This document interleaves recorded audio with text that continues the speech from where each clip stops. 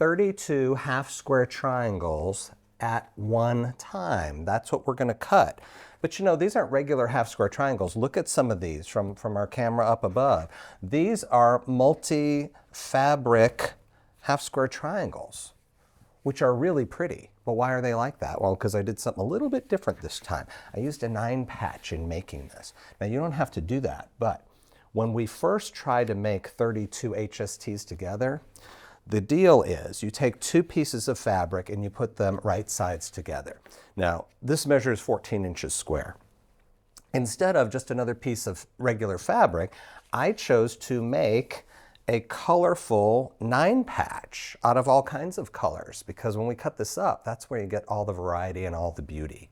Okay, so this 9 patch I made up out of 5-inch charms. These are 5 inches square, and it finished down at 14 inches. That's why I chose 14 inches for my demo. And by the way, these final HSTs finish out at 3 inches square. So the trick to this, again, same thing, put right sides together, and then we're going to draw a bunch of lines on this, but to make it a little easier, and I do want you to zoom in on this piece of paper because I've done this with 2 colored inks, but I want to explain it. First, you want to draw some lines across the back of your piece of fabric.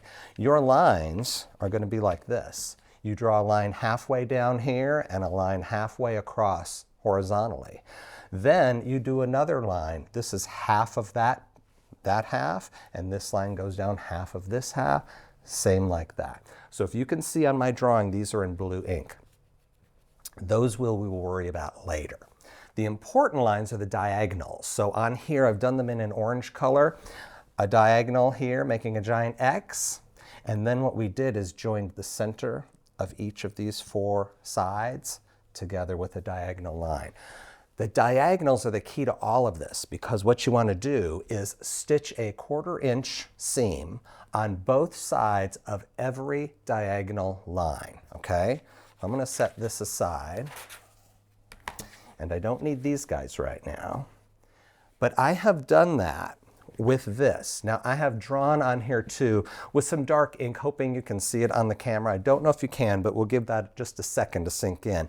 You can see I have stitched 1/4 inch on both sides of every diagonal line on this. And if I flip it over, even though I used a darker color thread, you may be able to pick those lines up, okay?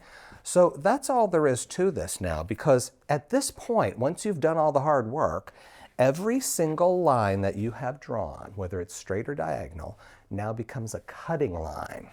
So I'll tell you, the easiest way to do this, because there's lots of cutting lines now, is I want to cut it in half vertically and in half horizontally, and just treat these as 4 separate pieces. It really is, I've done this so many times, and it's just the least complicated way to make this work.